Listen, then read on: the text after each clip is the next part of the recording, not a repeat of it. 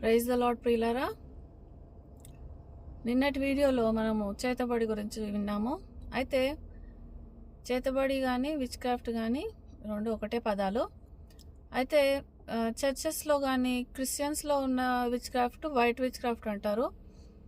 అంటే వాళ్ళు ఏమేమి కూర్చొని మంత్రాలు అవి చేయరు, కానీ ఒకరినొకరు నియంత్రించుకుంటూ ఉంటారు, అంటే ఒకరినొకరు కంట్రోల్ చేసుకుంటుంటారు. సో దీంట్లో ఏ ఆత్మ పనిచేస్తుంది అంటే జెజబెల్ అనే ఆత్మ, దురాత్మ పనిచేస్తుంది. ఈ జెజబెల్ అనేది ఓన్లీ లేడీస్కే ఉంటుంది అని అనుకోవడం తప్పు. ఎవరైతే కంట్రోల్ చేస్తారో వాళ్ళు ఈ ఆత్మ చేత పట్టబడి ఉన్నట్టు మనము గ్రహించాలి. ఇప్పుడు చూడండి, కొంతమంది లేడీస్ జెంట్స్ని కంట్రోల్ చేస్తుంటారు, ఓకేనా.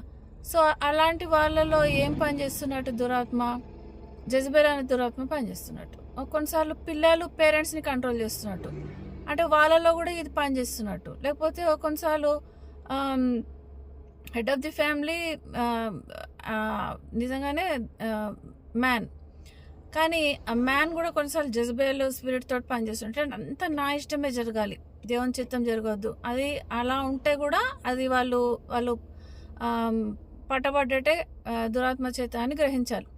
ఇంకా కొన్నిసార్లు చర్చెస్లో కూడా ఇలాంటి పనులు జరుగుతుంటాయి. పాస్టర్ జెజబెల్ స్పిరిట్ ఉంటే మొత్తం నాదే నడవాలంటుంటాడు, ఆయన చెప్పిందే కరెక్ట్ అంటుంటాడు, ఆ బైబిల్ని అంతా ట్విస్ట్ చేస్తుంటాడు. మీరు నా మాట వినకుంటే నేను వెళ్ళిపోతా చర్చ్ నుంచి అని ఆయన బెదిరిస్తుంటాడు. సో లేకపోతే మనల్ని రాని అని అంటుంటాడు, నాది చర్చ్, నేను ఎవరిని రాని అని అంటుంటాడు. బైబిల్లో ఇట్లుంది కదా అని మనం ఏమన్నా చెప్పబోతే, మీరు నా మాట వింటేనే నా చర్చికి రావచ్చు, లేకపోతే మీ ఇష్టం అని అంటాడు.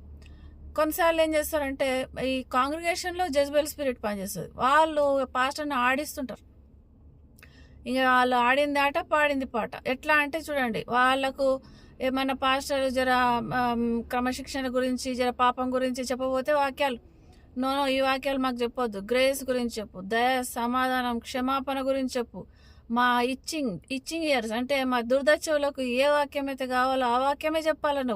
నువ్వు మమ్మల్ని ఇట్లా బెదిరించావు అనుకో, సండే మేము రాము గుడికి. సో వాళ్ళలో ఏం పని చేస్తున్నట్టు, జెజబెల్ అనే దురాత్మ పని చేస్తున్నట్టు. అంటే వాళ్ళు ఏం చేస్తున్నారు, కంట్రోల్ చేస్తున్నారు. ఇది వైట్ విచ్ క్రాఫ్ట్ అంటారు.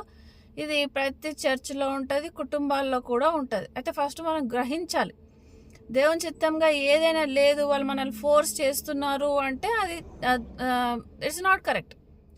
ఆ మనుషుల నుంచి దూరంగా వెళ్ళిపోవడం వేరే, ఎందుకంటే వాళ్ళు మారరు, వాళ్ళకు విడుదల కావాలా. వాళ్ళు విడుదల అయినప్పుడే వాళ్ళకు డెలివరెన్స్ వస్తుంది. దేవుడి వాక్యాన్ని దీవించును గాక. ఆమేన్.